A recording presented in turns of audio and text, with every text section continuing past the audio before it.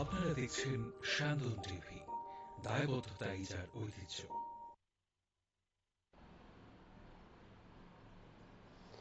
নমস্কার, শান্তন টিভির পর্দায় আপনাদের সকলকে স্বাগত। সাথে আছে আমি দীপান্বিতা। চোখ রাখবো বিস্তারিত সংবাদে। ধীরে ধীরে শিক্ষা পাচ্ছে পাকিস্তান। ভারতের সিন্ধু জলবন্টন চুক্তি স্থগিতের সিদ্ধান্ত নিয়ে রাষ্ট্রপুঞ্জের নালিশ ঠুকল পাকিস্তান। জানালো এর ফলে 24 কোটি পাকিস্তানের অস্তিত্বের সংকট হতে পারে। ভারতের সিন্ধু জলবন্টন চুক্তি স্থগিতের সিদ্ধান্ত নিয়ে রাষ্ট্রপুঞ্জের নালিশ ঠুকল পাকিস্তান। জানালো এর ফলে 24 কোটি পাকিস্তানের অস্তিত্বের সংকট হতে পারে। ভারতের সিদ্ধান্তে বিরোধিতা করে আন্তর্জাতিক সম্প্রদায়কে বিষয়টি নজরে রাখতে বলেছেন ইসলামাবাদের প্রতিনিধি। বড় সংকট তৈরি হওয়ার আগে পদক্ষেপের আর্জিও জানিয়েছেন। পাকিস্তানি সংবাদ মাধ্যম এই তথ্য জানিয়েছে। পহেলগাঁওয়ে গত 22 এপ্রিল পর্যটকদের উপর জঙ্গি হামলার ঘটনার পর পাকিস্তানের বিরুদ্ধে একাধিক পদক্ষেপ করেছে ভারত। তখনই স্থগিত করে দেওয়া হয়েছে সিন্ধু চুক্তি। 1960 সালের এই চুক্তি অনুযায়ী সিন্ধু নদ এবং তার 5টি উপনদীর জল ভারত এবং পাকিস্তানের মধ্যে বন্টিত হয়। চুক্তি স্থগিত হয়ে যাওয়ার ফলে পাকিস্তানমুখী নদীগুলো জল ছাড়া বাঁধ দেওয়া প্রভৃতিকে শর্ত লঙ্ঘিত হচ্ছে বলে অভিযোগ। রাষ্ট্রপুঞ্জের নিরাপত্তা পরিষদের একটি বৈঠকে পাকিস্তানের রাষ্ট্রদূত তথা ডেপুটি স্থায়ী প্রতিনিধি ওসমান জাদুন এ বিষয়ে কর্তৃপক্ষের দৃষ্টি আকর্ষণ করেন। সিন্ধু চুক্তি স্থগিতের প্রসঙ্গে পাক প্রতিনিধি বলেন, ভারতের চুক্তি স্থগিতের সিদ্ধান্ত মানবাধিকার আইন এবং যাবতীয় আন্তর্জাতিক আইনের বিরোধী। আমরা ভারতের এই বেআইনি ঘোষণার তীব্র বিরোধিতা করছি। ভারত যেন কঠোরভাবে চুক্তির শর্ত মেনে চলে। কোনোভাবে যেন এই সমস্ত নদীর জল বন্ধ বা গতিপথ পরিবর্তন না করা হয়। 24 কোটি পাকিস্তানের জীবন রেখা এই নদী, এমন পদক্ষেপ আমরাও কখনো মানব না। সিন্ধু এবং তার 5টি উপনদীর মধ্যে বিপাশা, ইরাবতী এবং শতদ্রুর জল ভারত ব্যবহার করে। সিন্ধু, বিতস্তা এবং চন্দ্রভাগার জল ব্যবহার করে পাকিস্তান। সেদেশের কৃষি কাজের 80% এই নদীর জলের উপরই নির্ভরশীল। ভারত পেহেলগাঁও হামলার পরে সিন্ধু চুক্তি স্থগিত করেছিল। অপারেশন সিঁদুর এরপর দুদেশের মধ্যে সীমান্তে সংঘর্ষ হয়। গত 10 মে সংঘর্ষ বিরতিতে সম্মত হয় ভারত এবং পাকিস্তান। তবে তারপরেও সিন্ধু চুক্তি স্থগিতই রাখা হয়েছে। ভারত জানিয়ে দিয়েছে, যতদিন না পাকিস্তান সন্ত্রাসবাদে মদত দেওয়া বন্ধ করবে ততদিন চুক্তি স্থগিত থাকবে। প্রধানমন্ত্রী নরেন্দ্র মোদী বলেছেন, জল এবং রক্ত পাশাপাশি বইতে পারে না। এই সিদ্ধান্তের বিরুদ্ধে এবার রাষ্ট্রপুঞ্জে নালিশ ঠুকল Pakistan. শান্তন TV.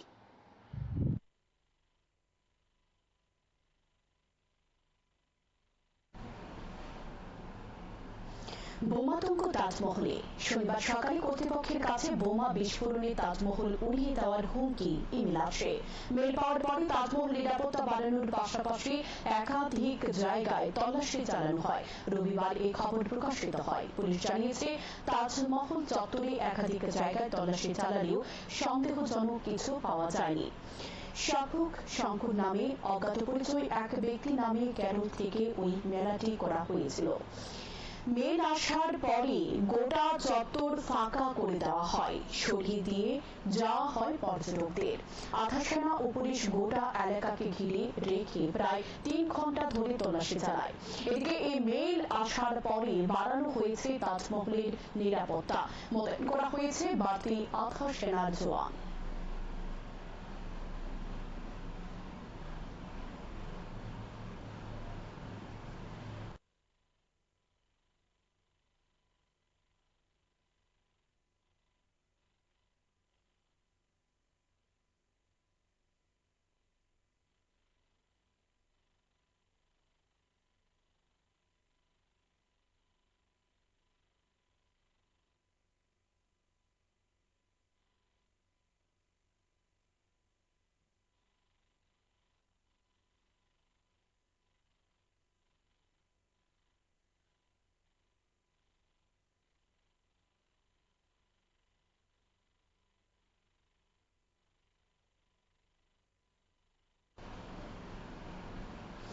Fit India Sundays by cycle র্যালির আয়োজন করা হয় রবিবার। উচ্চেন্দ্র প্রাসাদ প্রাঙ্গণ থেকে শুরু হয় এই দিনের অনুষ্ঠান।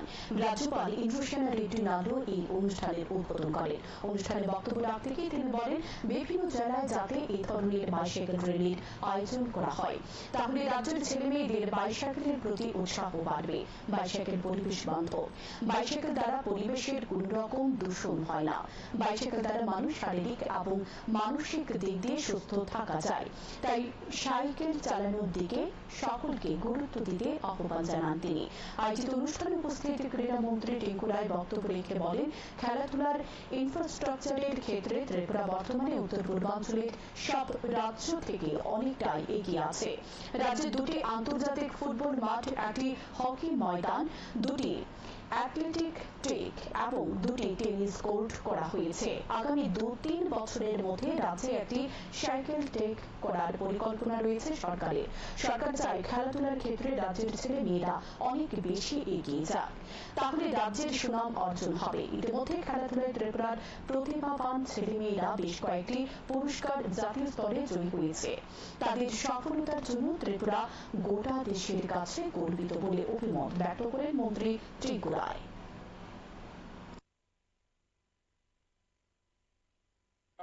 নিরাপদ, উপভোগ্য এবং সহনীয় সাইক্লিং উপযোগিতা কামনা করি চাকা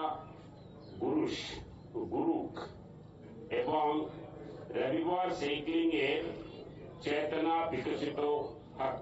ऐसे साइकिलिंग रैलीज जिलाओं में भी करके जिलाओं में भी अपन उत्साह प्रोत्साहन करना है। अभी स्टेट गवर्नमेंट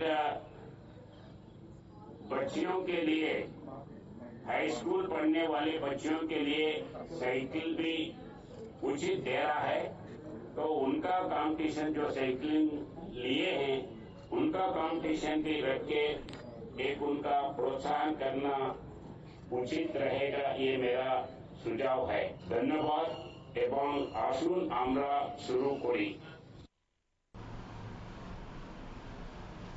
চরম গাফিলতিতে মৃত্যু হল 3 মাসের শিশু কন্যার। ঘটনা কৈলাসহরের আরজি মহকুমা হাসপাতালে। পরিবারের অভিযোগ, কর্তব্যরত চিকিৎসকের কাছ থেকে সঠিকভাবে চিকিৎসা পরিষেবা পায়নি শিশুটি। কুমারঘাট মহকুমাধীন সায়দারপাড় গ্রামের দেপাড়ার বাসিন্দা অজুল দাসের 3 মাসের শিশু কন্যা অসুস্থ হওয়ায় গত 23 মে চিকিৎসার জন্য কৈলাসহরে নিয়ে আসে। সেদিন রাতে RGM মহকুমা হাসপাতালে শিশু বিশেষজ্ঞ চিকিৎসকের তত্ত্বাবধানে হাসপাতালে ভর্তি করা হয় 3 মাসের শিশু দিব্যা দাসকে। পরিবারের বক্তব্য, শনিবার বিকেল পর্যন্ত শিশুর শারীরিক অবস্থা স্থিতিশীল ছিল। শনিবার রাত থেকে শিশুটির শারীরিক অবস্থার অবনতি হয় এবং দায়িত্বে থাকা সিস্টারদের জানানোর পরেও শিশু বিশেষজ্ঞ চিকিৎসককে ফোন করা হয়নি। রবিবার সকালে যখন শিশুটির শারীরিক অবস্থার অবনতি হয় তখন শিশু বিশেষজ্ঞ চিকিৎসককে ফোন দেওয়া হয়। তিনি হাসপাতালে এসে 2 ঘন্টা চেষ্টা করার পরও শিশুটিকে বাঁচাতে পারেননি। শিশু মৃত্যুর ঘটনায় সব থেকে চাঞ্চল্যকর যে বিষয়টি সামনে উঠে এসেছে সেটা হলো 3 মাসের অসুস্থ শিশুকে নিয়ে পরিবারের লোক শুক্রবার বিকেলে কুমারঘাট থেকে প্রথমে কৈলাসহর স্বস্তি নার্সিং হোমে শিশু চিকিৎসক সঞ্জনা ঘোষকে দেখায়। তিনি শিশুটিকে নার্সিং হোমে ভর্তি করানোর পরামর্শ দেন, কিন্তু অর্থনৈতিক দুর্বলতার কারণে পরিবারের লোক নার্সিং হোমে ভর্তি করানোর অক্ষমতা প্রকাশ করে অসুস্থ শিশুটিকে নিয়ে ঊনকোটি জেলা হাসপাতালে ছুটে যান। পরিবারের অভিযোগ, ঊনকোটি জেলা হাসপাতালে শিশুটিকে জরুরি বিভাগের চিকিৎসক দেখার পর ভর্তি করে জেলা হাসপাতালে শিশু বিশেষজ্ঞ চিকিৎসক সঞ্জনা ঘোষকে ফোন দিলে তিনি এই শিশুটির চিকিৎসা না করে জিবি হাসপাতালে রেফার করে দেওয়ার পরামর্শ দেন। পরবর্তী সময় তারা RGM মহকুমা হাসপাতালে শিশু বিশেষজ্ঞ চিকিৎসকের শরণাপন্ন হন।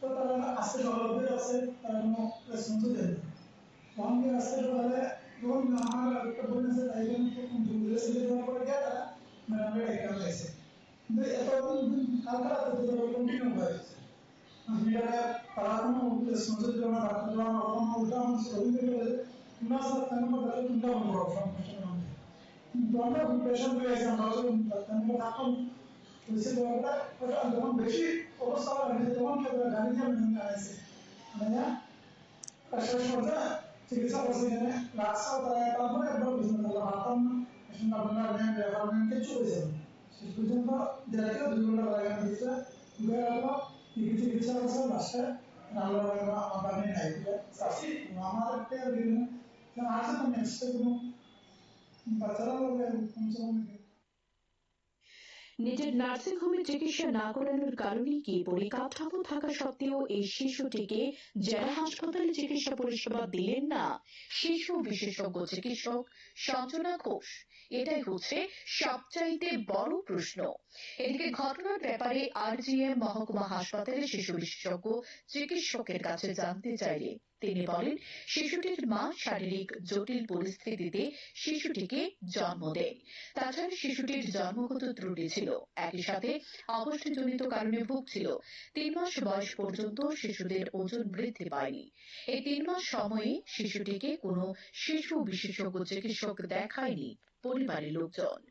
শুক্রবার রাতে যখন শিশুটিকে আরজিএম মহকুমা হাসপাতালে ভর্তি করানো হয় তখন শিশুটিকে প্রয়োজনীয় ওষুধ দেওয়ার পাশাপাশি পরিবারের লোককে পরামর্শ দেওয়া হয়েছিল যেন শিশুটিকে আলাদা দুধ খাওয়ানো না হয়, কিন্তু পরিবারের লোকেরা চিকিৎসকের পরামর্শ না মেনে শিশুকে বারবার আলাদা দুধ খাওয়ায়, ফলে জটিলতার সৃষ্টি হয়।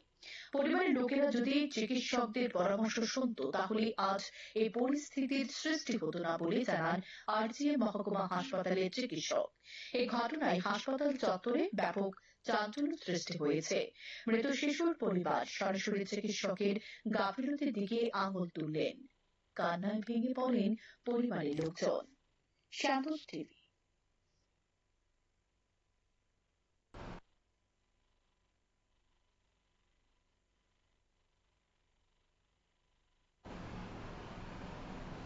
প্রধানমন্ত্রী নরেন্দ্র মোদীর মন কি বাত অনুষ্ঠানে দেশ বিদেশের মানুষের সঙ্গে তাঁর চিন্তা ভাবনা ভাগ করে নেয়। প্রতি মাসের শেষ রবিবার নরেন্দ্র মোদী দেশবাসীর উদ্দেশ্যে সম্বোধন করেন।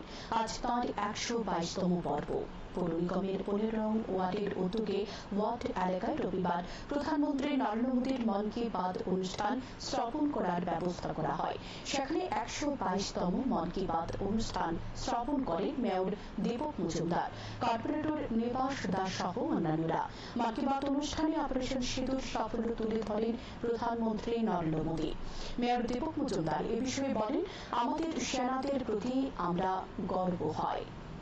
পাশাপাশি মাওবাদীদের বিরুদ্ধে অভিযানের পর ঝাড়খণ্ড সহ মাওবাদী অধ্যুষিত এলাকায় জনজীবন সাধারণ হয়েছে বলেও তিনি উল্লেখ করেন। কিছুদিন পর প্রধানমন্ত্রী নর্থ ইস্ট সামিটে অংশগ্রহণ করেছেন। আজ এই মন কি বাত অনুষ্ঠানে উত্তর পূর্বাঞ্চলের ভূয়সী প্রশংসা করেন তিনি। 1 মাসের মতো বাকি আছে আন্তর্জাতিক যোগা দিবসের। সুস্থ থাকার লক্ষ্যে সকলকে যোগার সঙ্গে যুক্ত হতে আহ্বান রাখেন তিনি।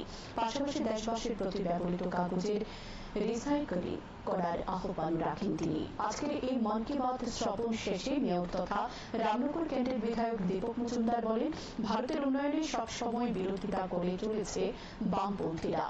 মাওবাদী দমনে সরকার যখন সাফল্য পাচ্ছে, যখন মাওবাদী অধ্যুষিত এলাকায় জনজীবন সাধারণ হচ্ছে, তখন তারা মাওবাদীদের পক্ষ নিয়ে রাজনীতির ময়দানে উত্তীর্ণ হয়েছে। পাশাপাশি প্রধানমন্ত্রীর মন কি বাতে উঠল বিভিন্ন বিষয় নিয়ে বলেন তিনি।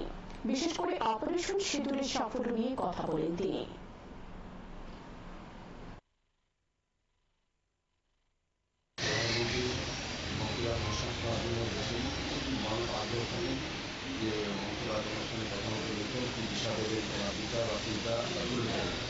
আজকে প্রথমে উনি অপারেশন সিঁদুরের সফলতার জন্য আমার পরাক্রমিক সেনাদের অভিনন্দন জানিয়েছেন এবং বলেছেন সফলভাবে যে এখন যারাই ভারতীয় জন্মগ্রহণ করছে বিভিন্ন ক্ষেত্রে তাদের বাচ্চাদের নাম দেওয়া হয়েছে সিঁদুর।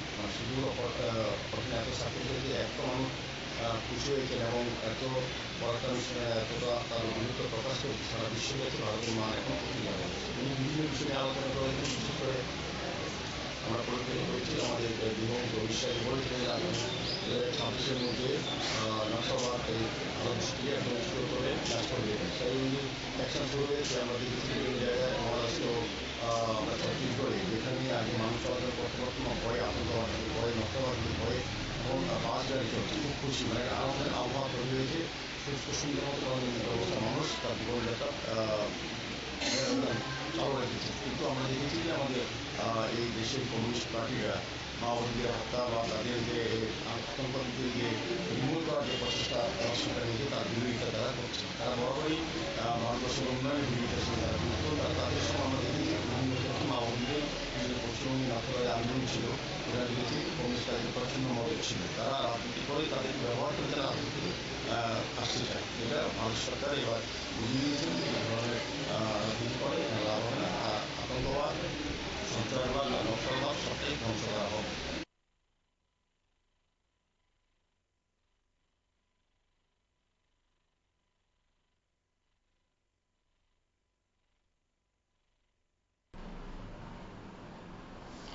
লাল সন্ত্রাসীদের ত্রিপুরা রাজ্যের বিরোধী দল সমর্থন করে বলে মন্ত্রী সুশান্ত চৌধুরী রবিবার তিনি বনমালীপুর বিধানসভা কেন্দ্রের 6 নং বুথে আয়োজিত মন কি বাত শ্রবণ অনুষ্ঠানে গিয়ে এই কথা বলেন।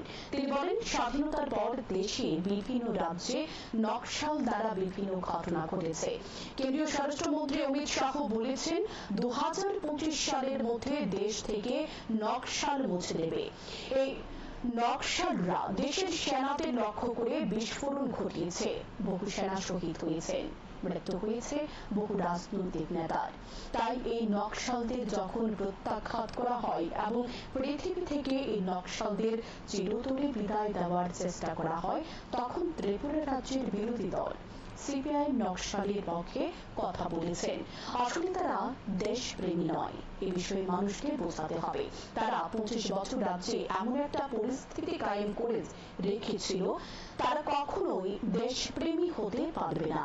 আর যারা সবকা সাথ সবকা বিকাশ বলছে, তাদের এই বিরোধীরা বলছে তারা নাকি গণতন্ত্র বিরোধী।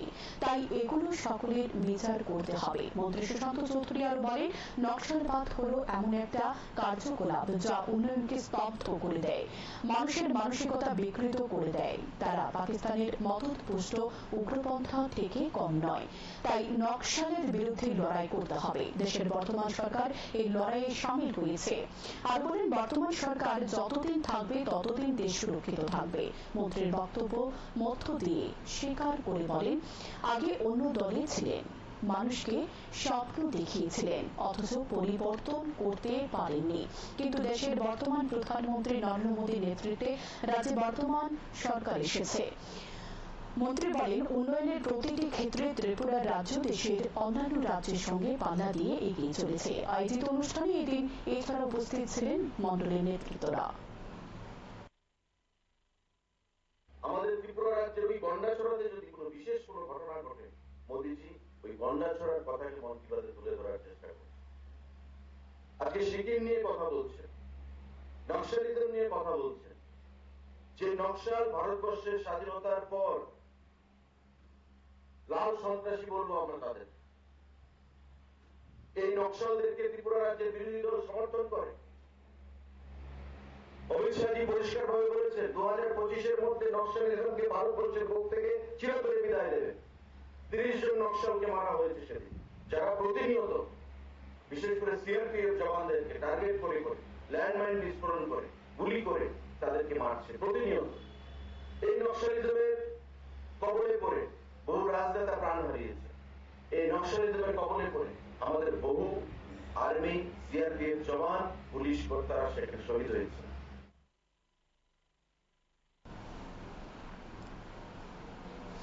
ডিজিপির ঊনকোটি জেলা সফর, আইন শৃঙ্খলা ও মাদক বিরোধী লড়াই নিয়ে উচ্চ পর্যায়ের বৈঠক হয় রবিবার। ঊনকোটি জেলা সদর কৈলাসহরে জেলা পুলিশ সুপারের অফিসে এই গুরুত্বপূর্ণ বৈঠক অনুষ্ঠিত হয়। বৈঠকে উপস্থিত ছিলেন রাজ্য পুলিশের মহানির্দেশক অনুরাগ ধ্যানকর। বৈঠকে অংশ নেন ডিআইজি রতি রঞ্জন দেবনাথ এবং উত্তর ত্রিপুরা ও ঊনকোটি জেলার দায়িত্বপ্রাপ্ত পুলিশ সুপার অবিনাশ রায়, জেলার মহকুমা পুলিশ আধিকারিকগণ, বিভিন্ন থানাগুলোর ভারপ্রাপ্ত ওসি। বৈঠক শেষে সাংবাদিকদের সাথে সৌজন্য সাক্ষাতে মিলিত হন ডিজিপি অনুরাগ ধ্যানকর। তিনি জানান, ডিজিপি হিসেবে তাঁর প্রথম ঊনকোটি জেলা সফর হলেও আগে বহুবার তিনি ঊনকোটি জেলায় গিয়েছেন। তিনি বলেন, আইন শৃঙ্খলা রক্ষা করা কেবল পুলিশের একার কাজ নয়, সাধারণ নাগরিকদের সহযোগিতাতেই সম্ভব। সে সঙ্গে তিনি সকল স্তরের মানুষের কাছ থেকে সহযোগিতা কামনা করেন। রাজ্য পুলিশের মহানির্দেশক আরও জানান, তাঁর এই সফরের প্রধান উদ্দেশ্য হল নেশামুক্ত রাজ্য করা। এর জন্য পুলিশ প্রশাসনের আগামী দিনের কাজ কি হবে সে বিষয়ে আলোচনা হয়। তিনি আরো বলেন, রাজ্যের বর্তমান আসামিদের 30% বেশি সাজা হচ্ছে, যা একটি ইতিবাচক দিক। পরে উত্তর ত্রিপুরা জেলা সদর ধর্মনগর পুলিশ সুপার অফিসে জেলার মহকুমা পুলিশ আধিকারিক, থানা ওসি ও অন্যান্য আরক্ষা দপ্তরের উচ্চ পদস্থ আধিকারিকদের নিয়ে এক বৈঠক করেন রাজ্য পুলিশের ডিজিপি অনুরাগ ধ্যানকর। সঙ্গে ছিলেন উত্তর ত্রিপুরা ও ঊনকোটি জেলার দায়িত্বপ্রাপ্ত পুলিশ সুপার অবিনাশ রায়। বৈঠক শেষে তিনি সাংবাদিক সম্মেলনের আয়োজন করা হয়। সাংবাদিক সম্মেলনে তিনি আগামী দিনের আরক্ষা দপ্তরের কি ভূমিকা থাকবে সে বিষয়ে বৈঠকে আলোচনা হয়েছে বলে জানান। আরো জানান, সেখান থেকে কাঞ্চনপুরে অবস্থিত 13 নম্বর টিএসআর ব্যাটালিয়নে গিয়ে জওয়ানদের সঙ্গে সাক্ষাৎ করবে।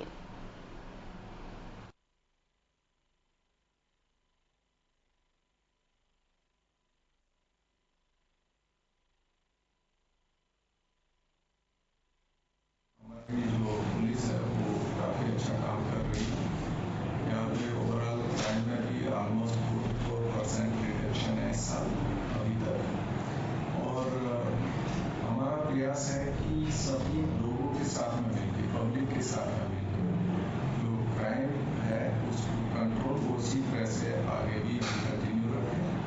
लॉ एंड ऑर्डर का सिचुएशन भी अच्छा है, इसी को मेंटेन करें और फर्दर जहाँ पे भी इम्प्रूवमेंट का स्कोप है हमारी कोशिश रहेगी कि फर्दर इम्प्रूवमेंट करें, क्योंकि हमेशा इम्प्रूवमेंट का स्कोप तो रहता ही है।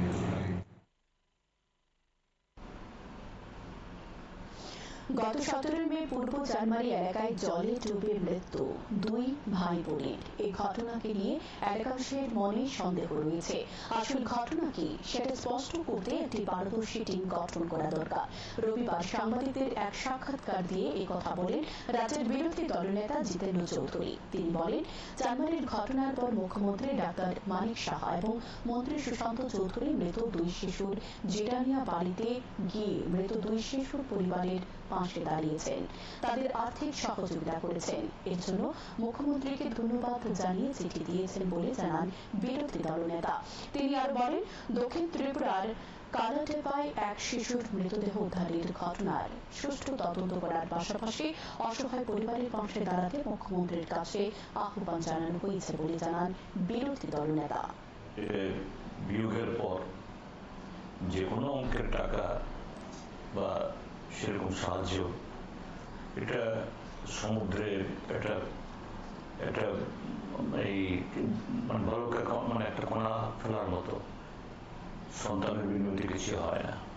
তারপরও মাননীয় মুখ্যমন্ত্রী এরকম ক্ষেত্রেতে যাওয়া এবং তাৎক্ষণিকভাবে সাহায্য করা সেই পরিবারকে, এই যে শখ হলো, ধীরে ধীরে সেখান থেকে ফিরে আসতে সাহায্য করবে, এটা খুবই এটা কি বলে উজ্জ্বল উদাহরণ।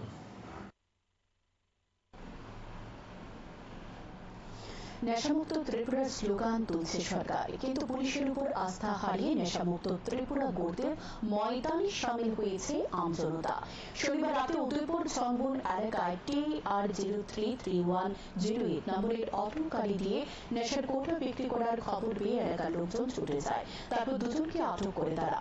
উদয়পুর জগন্নাথ চৌমুহনী পশ্চিম পাড়ে অটো চালক ও তার গাড়িতে থাকা গোকুলপুরের সুরজিৎ শুক্ল দাসকে উত্তম মধ্যম দেওয়ার পর এলাকা এলাকাবাসীরা তাদের কাছ থেকে বেশ কিছু নেশা জাতীয় কোটা উদ্ধার করে।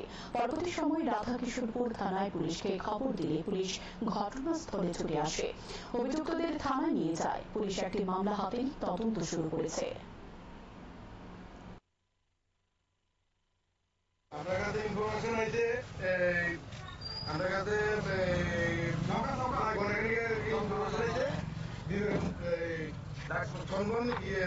বিবেকানন্দ স্কুলের সামনে মানে ড্রাগস বিক্রি হতো। আমি এখানে আমার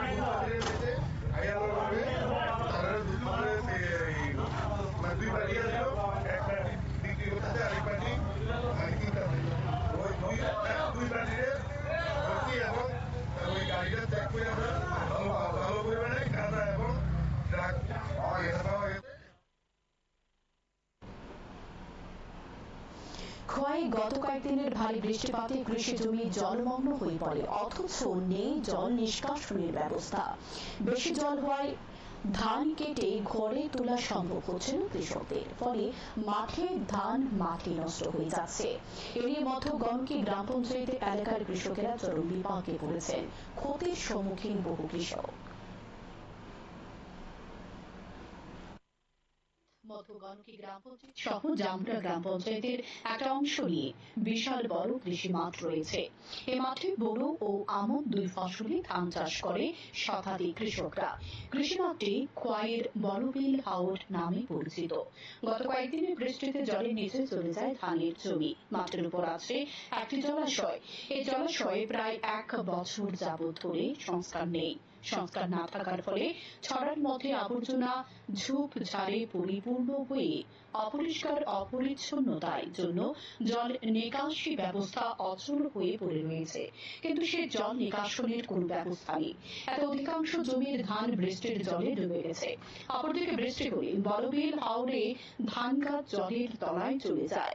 ধান কেটে নিয়ে আসার কাঁচা রাস্তা ও জলের নিমজ্জিত। কৃষকরা জানিয়েছে, মাঠে সমস্ত জমির ধান পেকে রয়েছে। ধানের ফলন খুব ভালো হয়, কিন্তু অতিবৃষ্টির কারণে জলাবদ্ধতা সৃষ্টি হওয়ায় ধান জলে ডুবে আছে। নিষ্কাশনের কোন ব্যবস্থা নেই। বেশ কয়েকবার পঞ্চায়েতকে এই জল নিকাশি ছড়া পরিষ্কার করার জন্য জানানো হয়েছে, কিন্তু পঞ্চায়েতের এ বিষয়ে হালদোল নেই। গত কয়েকদিনের ভারী বৃষ্টিপাতের ফলে জমিতে কাটা ধান জলের নিচে থেকে কলা গাছের বুড়া বেঁধে ধান আনতে হয়েছে। কৃষকদের দাবি, অতি শীঘ্রই যেন ছড়াটি সংস্কার করা হয়।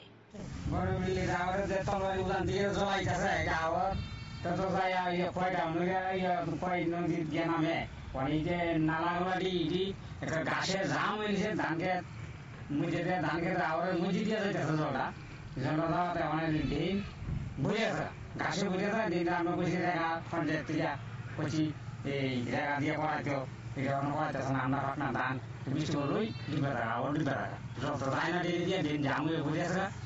এই আর কি আমরা এটা পঞ্চায়েত অনেক কইলাম, তো পড়ই না ঠিক ওনার পাটনা ধান কাটতে তো না হতে এই আমরা সমস্যা। জলের লেগে আমরা ধান টান সব তোলা তোলা জায়গা আমরা ধান কাটতে পারতেছি না, ধান নষ্ট হয়ে যাচ্ছে। দিনটা পরিষ্কার করবো লাগি প্রতি সপ্তাহ আমরা বসে মাস থেকে তারা বেড়াতে পারতেছি, তারা কেউ শুনে না, খালি হয় না পরে পরে না আগে খালি করে। আমরা ধানটা দিনটা পরিষ্কার করে না দিলে আমরা ধান বুঝতে পারতেছি না। সমস্যা কি হইতেছে ওখানে ধান পাতনা ধান জলের তলে যেতেছে, বৃষ্টি হইলে তো পুরো জলের তলে ধান কারণ যেতেছে না, খুব কষ্ট হয়ে যাচ্ছে। আমরা ধান বুঝতে যাচ্ছে মানে জলটা আইতেছে কই থেকে? জল যাইতেছে তবলা ওই সাইড থেকে, উজান থেকে আর উজান থেকে আই বাইরে গিয়ে কয়েকটা নদী এদের কোন কি আওয়ারের মধ্যে একটা ইয়ে আছে, ড্রেন আছে, এই ড্রেনে জল কাটে না, জলটা কাটে না, ড্রেন ঘাসে জাম হয়ে গেছে, হারুন যায় অনেক খেতে খেতে জল যায়, খেতের উপরে জল দেয়া শেষ হয় না। পাতলা ধানের ভিতরে জল পাতনা ধানের ভিতরে জল, ধান কাটন যেতেছে না, বুড়া বানিয়ে ধান কাটন লাগতেছে।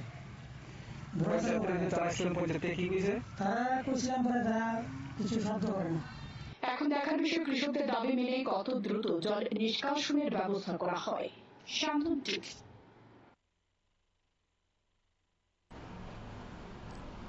রবিবার প্রধানমন্ত্রীর মন কি বাত অনুষ্ঠান শুনেন মন্ত্রী রতন লাল নাথ।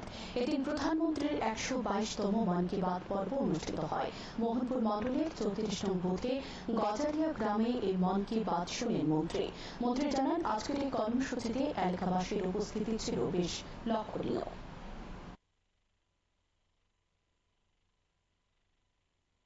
গুরুত্বপূর্ণ দিক এবং মন কি বাত অনুষ্ঠানে প্রধানমন্ত্রী বেশ কিছু জিনিসের উপর গুরুত্ব দিয়েছেন। বিশেষ করে উনি গুরুত্ব দিয়েছেন, যদি আপনি কিছু গিফট দেন কাউকে, সে জন্মদিনে হোক, বিবাহ বার্ষিকীতে হোক বা শ্রাদ্ধ অনুষ্ঠানে হোক, যে কোনো অনুষ্ঠানে ভারতীয় মেড, ইন্ডিয়ান মেড জিনিস দেবেন, অর্থাৎ স্বাদেশীর কথা বুঝিয়েছেন এবং দেড় জনে আত্মনির্ভর হতে পারে। উনি এটার উপর গুরুত্ব দিয়েছেন। দীর্ঘদিন ধরে উদয়পুর রায়াবাড়ি এলাকায় দুষ্কৃতিকারীরা রাবার গাছ সহ নানা ফল সবজি গাছ নষ্ট করে দিচ্ছে। জানা যায়, সম্প্রতি রায়াবাড়ি ও পূর্ব গোকুলপুর গ্রাম পঞ্চায়েত এলাকায় বন দপ্তরের কাছে কিছু গাছের চারা নিতে আবেদন করে। সে মতো বন দপ্তর থেকে কয়েক হাজার চারা গাছ তাদের দেওয়া হয়। কমিটি এলাকায় গাছগুলো লাগিয়েছে, অথচ বহিরাগত কিছু দুষ্কৃতী এসে প্রায় ৮,০০০ গাছ কেটে ফেলেছে বলে অভিযোগ করা হয় সেই কমিটির পক্ষ থেকে। তারা এই দুইটা জায়গার মধ্যে, একটা জায়গার মধ্যে তারা ৩০ জন একটা জায়গার মধ্যে পাট্টা দেওয়া হয়েছে কমিটি পাট্টা। তো তারা পাট্টা দিয়েছে, ডিপার্টমেন্ট তারা সমস্ত জায়গা বুঝিয়ে দিচ্ছে, ডিসিআই এসে তারা ডিমার্কেশন তারা সমস্ত জায়গা বুঝাই দেওয়ার পরে আমরা কথা হয়েছে, আমরা যে ৩০ যে জায়গাটা আছে এই ম্যাথের মধ্যে আমরা বনায়ন একটা কমিটি আছে, যে আগের যে কমিটি আছে এই কমিটিটারে নতুন করে এইটার মধ্যে গাছ লাগানোর লেগে ডিপার্টমেন্ট পারমিশন দিচ্ছে। এই পারমিশন অনুযায়ী আমরা দুর্নীতি ডিস্ট্রিক্টের মধ্যে ডিএফওর কাছে গেছি। ডিএফওর কাছে যাওয়ার পরে তাই আমরা চারা দিছে, ৬,০০০ চারা দিছে। এই চারা অনুযায়ী আমরা পঞ্চায়েত থেকে পঞ্চায়েতের জায়গা দিয়ে আমরা এর মধ্যে গাছ লাগাইছি। লাগানোর পরে তারা আজকে এসে হঠাৎ থেকে কালকে আমরা চারা লাগানো শুরু করছি। আজকে চারা লাগাইছি, হঠাৎ করে তারা ২০-৩০ জন কোন থেকে কোন মানুষকে এসে আমরা জানি না, মানে অবগত হবে, তারা এসে আমরা এই জায়গার মধ্যে সমস্ত চারের কাজটা নষ্ট করে। রাজধানীর তুষার সংঘ ক্লাবের উদ্যোগে রবিবার এক স্বাস্থ্য শিবিরের আয়োজন করা হয়। এই স্বাস্থ্য শিবিরে মূলত উদ্দেশ্য এলাকার সাধারণ মানুষকে চিকিৎসা পরিষেবা দিয়ে সুস্থ রাখা। সেই লক্ষ্য নিয়ে ক্লাব প্রাঙ্গণে আয়োজিত হয় এই স্বাস্থ্য শিবির। পরিষেবা দিতে উপস্থিত ছিলেন এলাকার বহু মানুষ।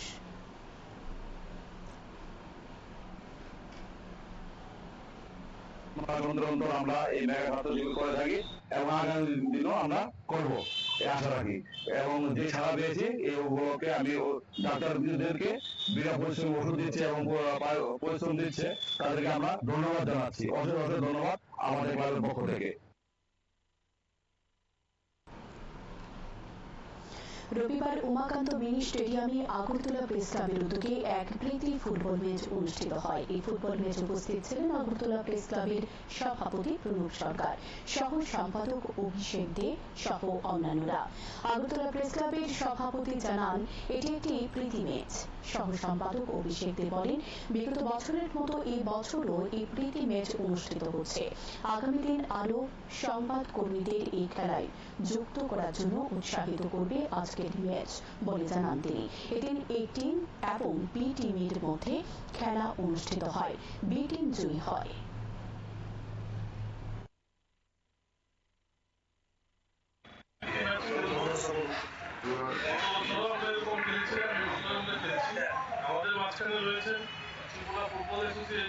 সবাই বলেছেন আসলে সবাই খেলার জন্য প্রস্তুত।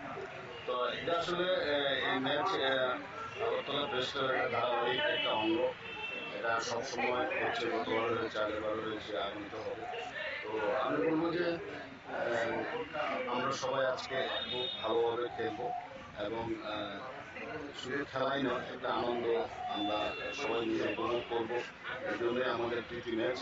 তো আরেকটা কথা শুধু বলার, যে আমরা যারা আছি সবাইকে যাতে আমরা আরো বেশি বেশি করে ইনভলভ করতে পারি, এটাই আমার সতীর্থের প্রতি আবেদন থাকে। আশা করবো আজকের ম্যাচ সফল ও সুন্দর হবে। ত্রিপুরা অলিম্পিক অ্যাসোসিয়েশনের তরফ থেকে নতুন কমিটিকে সংবর্ধনা দেওয়া হয়। আগামী দিনে কিভাবে কাজ করবে এবং কি কি সমস্যা রয়েছে সার্বিক বিষয় নিয়ে কথা বলেন সংগঠনের নেতৃত্ব। রবিবার আগরতলা বিগ বাজারে এক সাংবাদিক সম্মেলনের মাধ্যমে এই কথা জানানো হয়। তারা জানান, নয়া কমিটির মধ্যে মুখ্যমন্ত্রী ডাক্তার মানিক সাহা, ক্রীড়া মন্ত্রী টিঙ্কু রায় এবং বনমন্ত্রী অনিমেষ দেববর্মা রয়েছেন। আগামী দিন কিভাবে খেলাধুলাকে আরো এগিয়ে নিয়ে যাওয়া যায় সে বিষয়ে জোর চর্চা হচ্ছে। কিছু পরিকল্পনা গ্রহণ করা হয়েছে বলে জানান। সার্টিফিকেট এসছে রাজ্যে, কারণ এতদিন সার্টিফিকেট পেত না, খেলোয়াড়রা খেলতো, বাইরের খেলোয়াড়রা খেলতো। যাই হোক, আমরা খুবই গর্বিত। পাশাপাশি আমাদের রাজ্যে যে স্টেট গেমস করতে হয়, অলিম্পিক অ্যাসোসিয়েশন আমাদের স্টেট গেমস করার পরিকল্পনা নেওয়া হয়েছে। আমরা আগামী কিছুদিনের মধ্যে আমরা স্টেট গেমস করব।